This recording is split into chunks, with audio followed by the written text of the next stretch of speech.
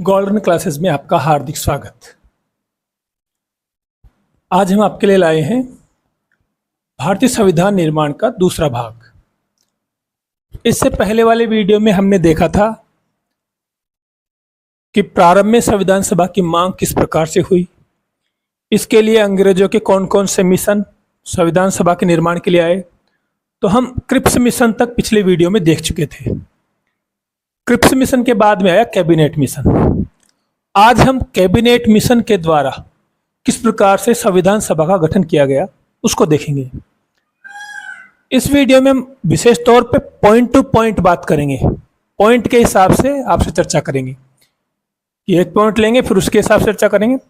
तो point two point किस प्रकार से संविधान सभा कैबिनेट मिशन के प्रस्ताव के बाद में अस्तित्व में आई, उसमें क्या क्या और अन्य फैक्टर है वो इसमें देखेंगे। तो संविधान सभा के सबसे पहला पॉइंट है मिशन। तो देखो, मिशन की बात कर रहे हैं तो पहले संविधान सभा के जो निर्माण के लिए पिछले वीडियो में हमने देखा था कि वो क्रिप्स मिशन आया था। उसके जाने के बाद आया कैबिनेट मिशन। कैबिनेट मिशन भारतीय संविधान सभा के निर्माण के लिए आया। इसके बाद का पॉइंट है, देखो, सदस्य। कैबिनेट मिशन के सदस्य की बात करें तो 3 सदस्य थे इसके। एक पैथिक लॉरेंस, एक स्टेपर्ड क्रिप्स जो कि पहले उसमें आया था, एक एवी अलेक्जेंडर। तो इस तीनों में इसका अध्यक्ष था पैथिक लॉरेंस। तो ये उसके सदस्य के बारे में हो गया। अगला पॉइंट है इसका प्रधानमंत्री। इस टाइम पे इंग्लैंड में जो प्रधानमंत्री वो कौन थे? इस टाइम पे इंग्लैंड में प्रधानमंत्री थे लेबर पार्टी के एटली। उसी के कार्यकाल में ये क्रिप्स मिशन भारत आया। प्रधानमंत्री के बाद में पॉइंट की बात करते हैं हम, दिनांक। देखो, दिनांक कैबिनेट मिशन से संबंधित 3 दिनांक महत्वपूर्ण है। एक, उसकी घोषणा कब हुई, वो कब भारत में आया और कब उसने अपनी योजना प्रस्तुत की। तो 19 फरवरी 1946 को तो कैबिनेट मिशन की घोषणा हुई इंग्लैंड में। कब हुई घोषणा? 19 फरवरी 1946 में।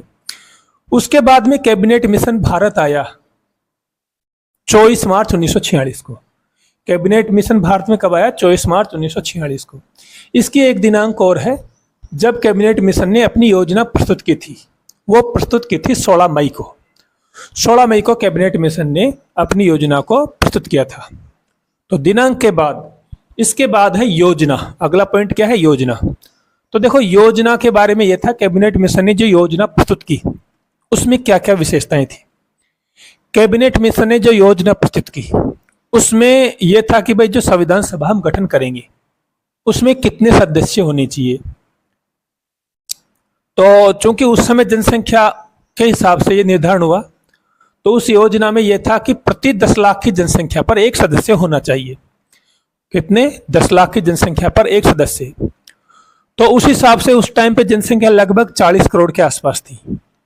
तो उस जनसंख्या के हिसाब से लगभग 389 सदस्य विधानसभा में चुने जाने निश्चित हुए। भाई 40 करोड़ फिक्स नहीं थी, थोड़े कम थी, तो उसके हिसाब से 389 सदस्य निश्चित हुए।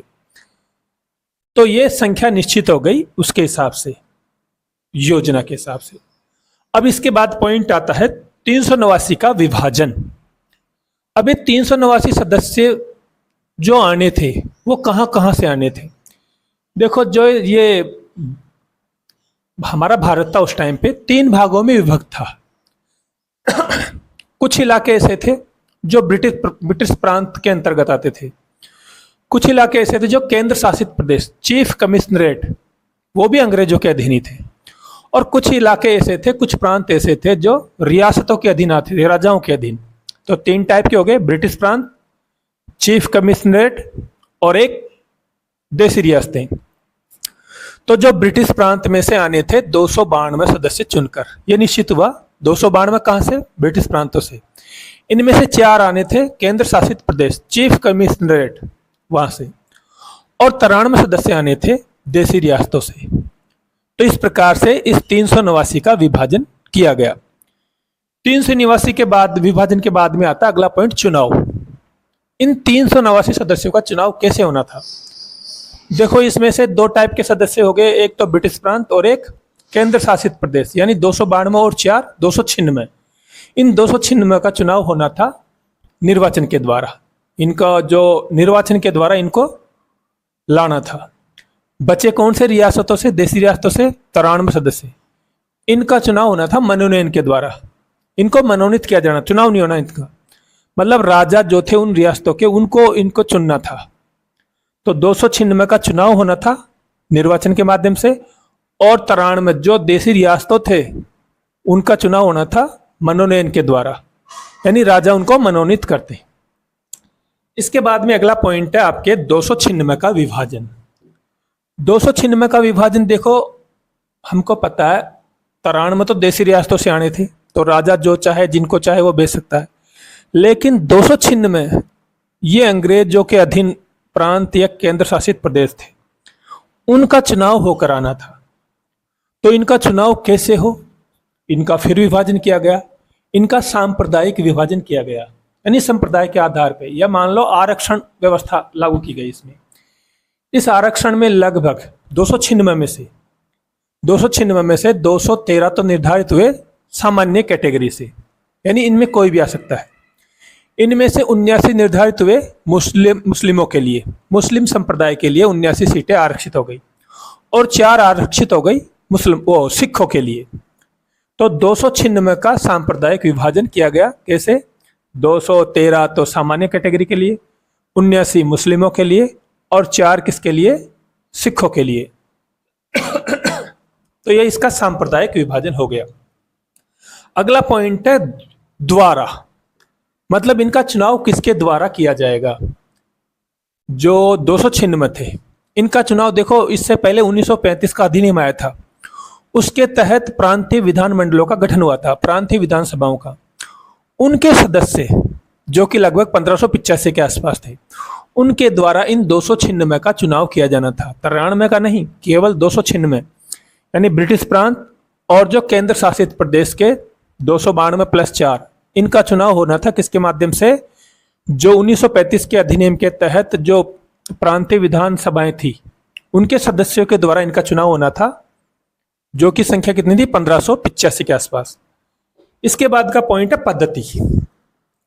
इनके चुनाव की पद्धति क्या थी भाई? इनका जो चुनाव होगा 296 का, उनकी पद्धति ये थी, एकल संक्रमण मत पद्धति के द्वारा आनुपातिक प्रतिनिधित्व प्रणाली से, एकल संक्रमण मत पद्धति की आनुपातिक प्रतिनिधित्व प्रणाली के द्वारा इनका चयन होना था।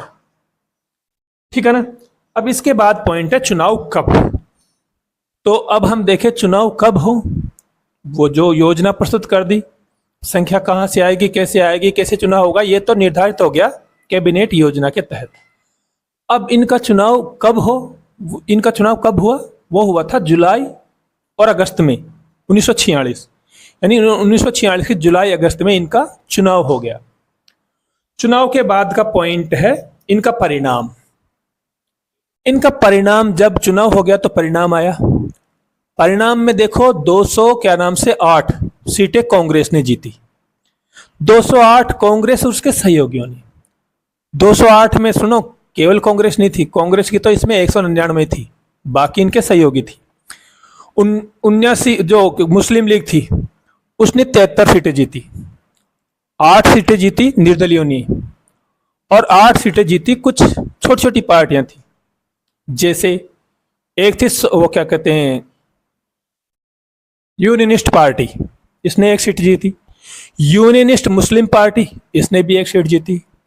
यूनियनिस्ट अनुसूचित जाति पार्टी, इसने भी 1 सीट जीती। अनुसूचित जाति क्या कहते हैं, फेडरेशन, अनुसूचित जाति फेडरेशन ने भी 1 सीट जीती। इसके अलावा क्या नाम से, साम्यवादी पार्टी ने 1 सीट जीती। एक कृषक प्रजा पार्टी थी, उसने 1 सीट जीती, और एक सिख पार्टी, उसने 1 सीट जीती। कुल मिला के 7 पार्टियां ऐसी थी जिन्होंने 1-1 सीट जीती। तो ये चुनाव का परिणाम था। अब चुनाव परिणाम के बाद में देखो B.R. अम्बेडकर और गांधी जी। तो पहले B.R. अम्बेडकर की बात करते हैं। B.R. अम्बेडकर का चुनाव कहां से हुआ? इनका चुनाव पहले तो हुआ था पश्चिम बंगाल से, पश्चिम बंगाल के बाद इनका चुनाव चूंकि वो विभाजन के बाद कुछ वो सीट बंगाल उसमें चली गई, उसमें बांग्लादेश में, इसलिए इनको वापस महाराष्ट्र से इनका चुनाव हुआ। बी आर अम्बेडकर के अलावा महात्मा गांधी और जो मोहम्मद अली जिन्ना थे, इनका क्या नाम से निर्वाचन में इन्होंने भाग नहीं लिया, तो ये कहीं से चुनकर नहीं आए। अगला पॉइंट है क्या नाम से राज्य। देखो ये जो सीटें आई थी 200 या 389, ये किन किन राज्य, कितने राज्य से आई थी? ये आई थी 17 राज्यों से। 17 राज्यों में से क्या नाम से 11 राज्य तो भारत में थे, 3 राज्य पाकिस्तान के थे, और 3 राज्य ऐसे थे जिनका विभाजन होना था, यानी न तो पाकिस्तान में थे न भारत में, उनका कुछ हिस्सा भारत में रहना था, कुछ हिस्सा पाकिस्तान में। तो कुल मिलाकर 11 भारत में से, 3 पाकिस्तान में से, और 3 उन राज्यों से जिसका विभाजन होना था, जैसे बंगाल है, पंजाब है और असम का सिलहट। अगला पॉइंट है महिला। इसमें महिला कितनी चुनकर आई? महिला देखो लगभग इसमें 15 महिलाएं चुनकर आई। 15 महिलाओं में से 3 महिला ऐसी थी जो विभाजन के बाद पाकिस्तान चली गई, 12 भारत में रह गई। ठीक है, इसके बाद अगला पॉइंट क्या है? इसके अगला पॉइंट है एससी एसटी। इसमें एससी के कितने आए, एसटी के कितने आए? देखो एससी के लगभग 26 प्रतिनिधि चुन के आए और 33 चुन के आए एसटी के। ठीक है, इसके बाद में एकमात्र, अगला पॉइंट क्या है? एकमात्र, यानी एकमात्र ऐसे नेता कौन से थे जो पारसी समुदाय से थे? वो थे पीएच भाभा। एकमात्र ऐसे कौन से प्रतिनिधि थे जो एंग्लो इंडियन समुदाय से थे? वो थे फ्रैंक एंथोनी। एकमात्र ऐसे कौन से विधायक थे, वो प्रतिनिधि थे जो साम्यवादी नेता थे? वो थे सोमनाथ लाहिड़ी। तो ये 3 नेता ऐसे थे जो एकमात्र अपने समूह से आए थे। इसके बाद पॉइंट है अम्बेडकर की पार्टी। अम्बेडकर की पार्टी कौन सी थी उस टाइम पे? वो थी अनुसूचित जाति फेडरेशन। अनुसूचित जाति फेडरेशन अम्बेडकर की जो पार्टी थी। इसके बाद में अगला पॉइंट है सर्वाधिक सदस्य। देखो सर्वाधिक सदस्य किस प्रांत से आए थे? वो आए थे संयुक्त प्रांत, जिसको हम वर्तमान में उत्तर प्रदेश मान लेते हैं। तो यहां से सर्वाधिक सदस्य चुन के आए थे, पहले भी आए थे, आज भी सर्वाधिक सदस्य यहीं से आते हैं। अगला पॉइंट है क्षेत्रफल के हिसाब से बड़ा प्रांत कौन सा था इस टाइम पे? अब देखो क्षेत्रफल के हिसाब से बड़ा प्रांत देखें तो ये अलग अलग समय पे अलग अलग प्रांत रहे। 1935 के अधिनियम से पहले म्यांमार भारत का हिस्सा था, तो सबसे बड़ा प्रांत म्यांमार था। 1935 के बाद म्यांमार अलग हो गया तो पश्चिम बंगाल सबसे बड़ा प्रांत बन गया। 1947 तक यही सबसे बड़ा प्रांत रहा, 35 से 47 तक। लेकिन 47 में बंगाल का विभाजन हो गया, तो उसके बाद में उत्तर प्रदेश सबसे बड़ा प्रांत बनकर सामने आया। जनसंख्या के हिसाब से सबसे बड़ा प्रांत देखें तो वो पश्चिम बंगाल था। इसके बाद है सबसे बड़ी रियासत वाला पॉइंट। सबसे बड़ी रियासत देखें तो सबसे बड़ी रियासत थी हैदराबाद। एक पॉइंट और है गांधी जी की सिफारिश। तो इस संविधान सभा में गांधी जी ने भी कुछ सदस्य अपनी सिफारिश पर भेजे थे। वो कितने सदस्य थे? वो थे 16 सदस्य। तो इस प्रकार से संविधान सभा का गठन हुआ। तो इस वीडियो में हमने संविधान सभा के गठन से संबंधित योजना को देखा, किस प्रकार से चुनाव हुए, चुनाव के बाद कौन कौन चुन के आया, वो इस वीडियो में देखा। अगले वीडियो में हम देखेंगे संविधान सभा के गठन के बाद की परिस्थितियां क्या रही, कैसे रही। तो अगली वीडियो में जाने से पहले आपसे निवेदन है, अगर आपको वीडियो पसंद आया हो तो इस चैनल को सब्सक्राइब कर देना।